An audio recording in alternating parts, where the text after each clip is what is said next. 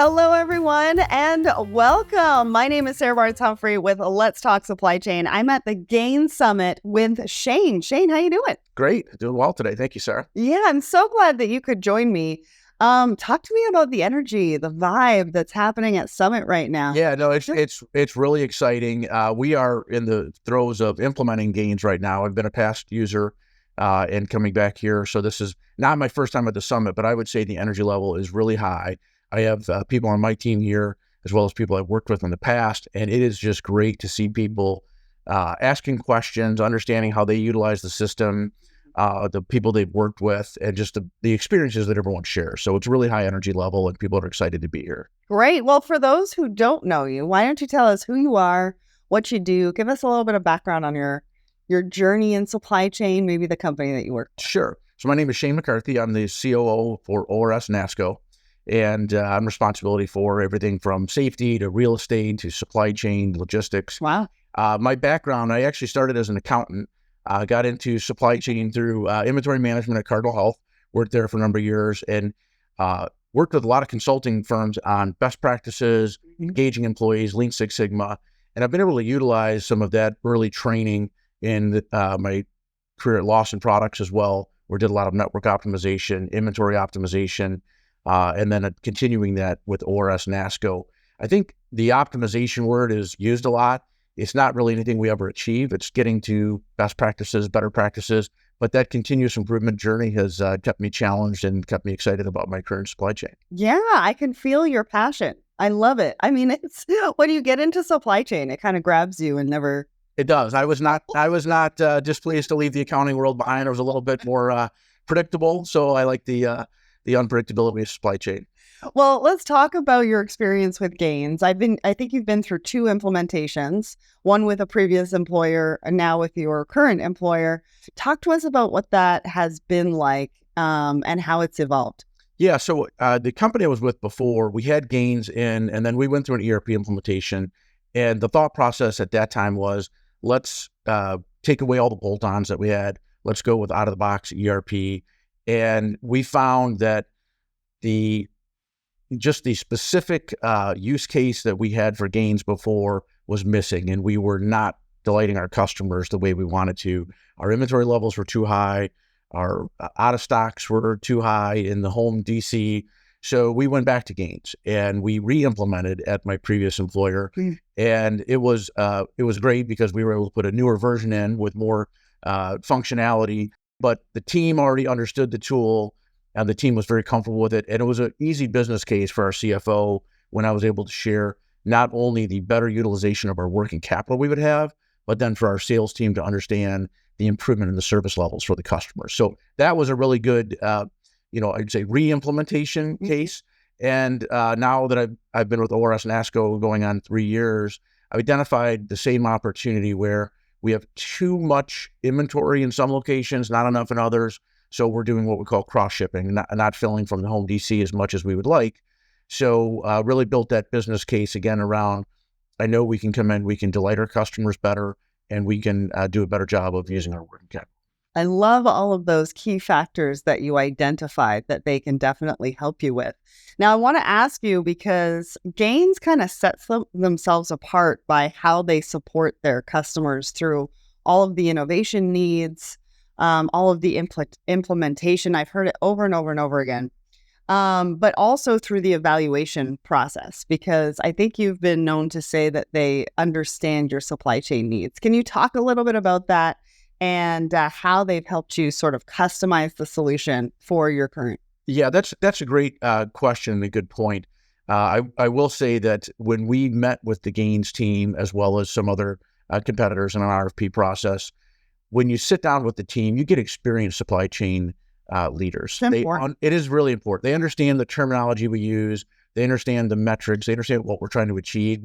And sometimes when you meet with software companies, they're trying to learn not only your business, but also, what are you talking about in supply chain? What's a distribution company do? So Gains is so focused on distribution that they just understand what you're talking about. So the process was very thorough in data cleansing, data validation, understanding what are we looking at? Are we all defining things the same way?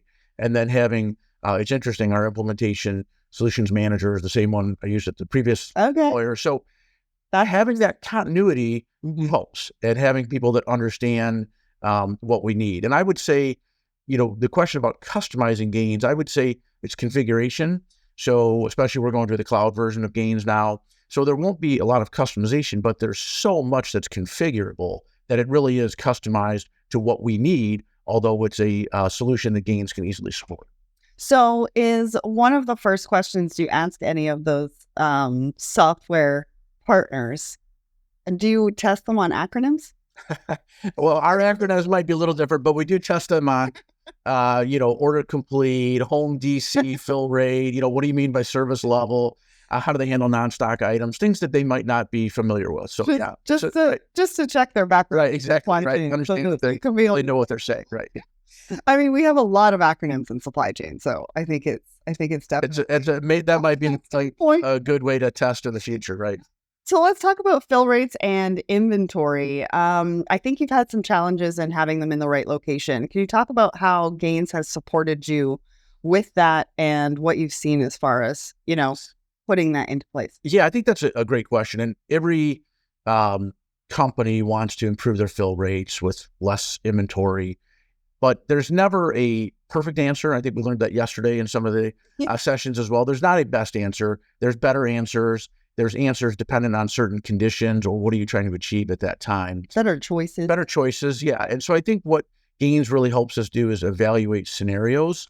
And, we can talk a little bit deeper on that as well. But whether it's understanding what if we were to add a distribution center or take away a distribution center or change our footprint or add new SKUs, what does that look like in terms of our order profile for our customers, how we fill complete, the service level, line routing, cross shipping, all those things that come into play. So I think really the ability to model different scenarios is really what sets them apart. Well, talk to us about that, because I think you take a modular approach to supply chain and technology. Can you walk us through that and how Gains has been able to support you with that? Yeah, I think in both of my past two positions, it's fair to say, the ERP system is the backbone of the company. It runs the company, and that's great. And you need a solid ERP system for security and stability and one source of the truth for SKU information, content.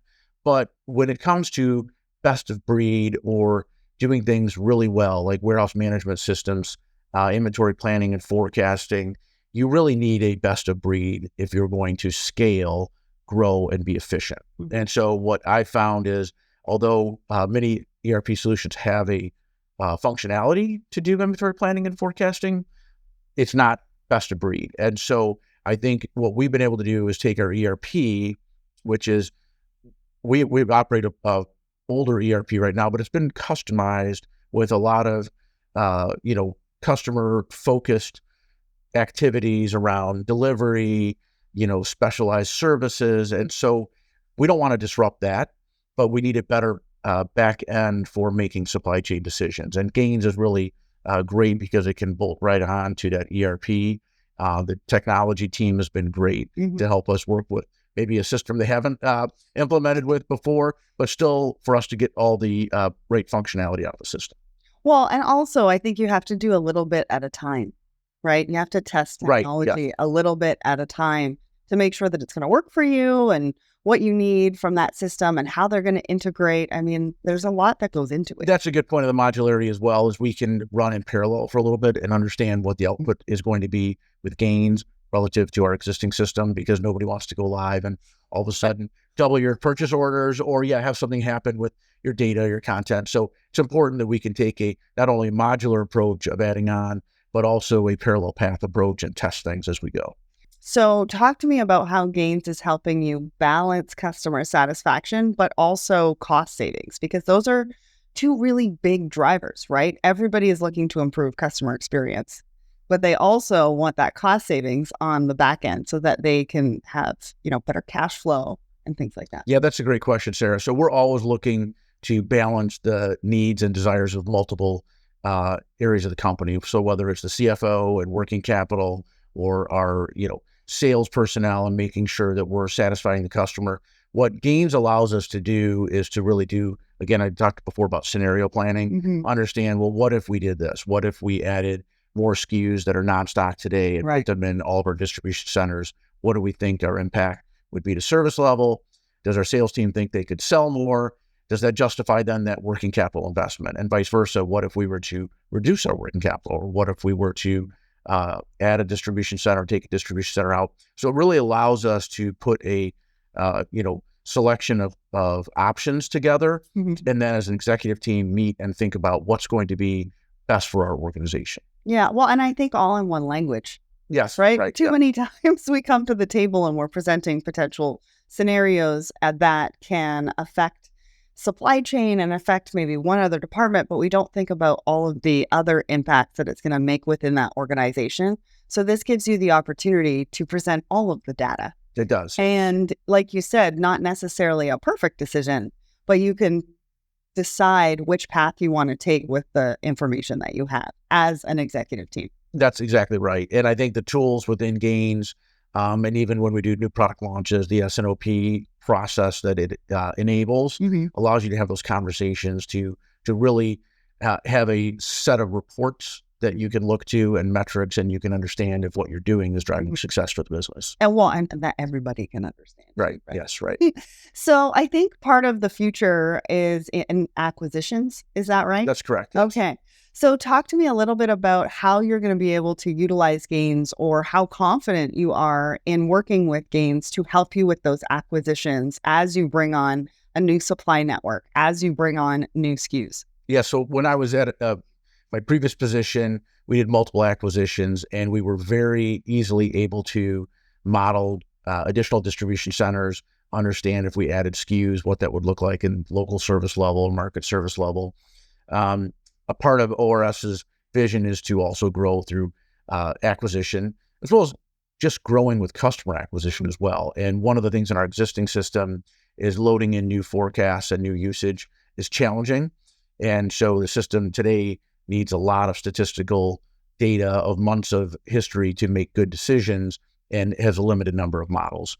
Gains really allows us to, use Excel sheets, use all sorts of sources of information to put new usage in, as well as model those distribution center changes that you might get with acquisitions, or if your customer mix changes. So a certain geography becomes much more important to you. Right. You can understand what are going to be your service needs in that area. So I think the tools of scenario planning and always involving our Gains solutions managers helps, because we'll continuously go back to them. And I think that is another thing that sets Gains apart, is you don't just implement and then they go away. Right. They're still a part of your team. And when you have questions, or, others talked yesterday about, you really only scratch the surface of what Gains is capable of. So sometimes we just have to go back and ask the question to our solutions manager. Right. How can you help us solve this problem? And they're more than willing to help sit down with you and develop some type of a scenario that maybe they've worked on for another client, and help you apply that to your business. Well, and with acquisitions, you want to be able to have those scenarios and be able to make decisions a lot quicker than we have in the past with acquisitions as well, depending on where inventory is located with this acquisition and how you can pull everything together, maybe reduce those capital costs. But you want to make those decisions a lot quicker than we have in the past. A lot quicker, and with data. And I think Gains really allows us to make those data-driven. I mean, everybody says that, data-driven decisions. But in some instances, you might feel what the right answer is, but the feeling doesn't go very far in the boardroom. So I think you need to bring data, and that really helps to have the data. And like you said, common metrics, common language. Now, collaboration is the future of business. That's the saying that I say all the time. And a lot of times in supply chain, or even in organizations, we're working in silos. But I believe that collaboration within organizations and within departments really is the future of an organization. And communication helps with communication. How does Gains sort of support you in that? Because I know that collaboration is a big success factor. It is a success factor. And I think, something that has been made more challenging in our post-COVID world is many companies, ourselves included, work in a fairly remote and hybrid structure. Right. And so you have to make time and effort to have collaboration, to have people getting in a room together, brainstorming. Could be virtually, it could be physically. But I think I know that, again, we're right in the implementation phase with Gains at ORS Nasco. But in my previous experience with Gains using the S&OP module, it really enables you to start having discussions involving the sales team, involving new product launches, product management, category management, and understanding, okay, if we launch this, we're going to measure it. We're going to look at the results, and bringing people together to understand, how does one, new supplier, new product influence the whole supply chain. Right. And so you said you're in the middle of implementation. What do you hope the future looks like after fully implementing Gains, and how are you going to measure that success? Yeah, the future will look like, I think the easy answer is we will have improved service levels and better use of our working capital.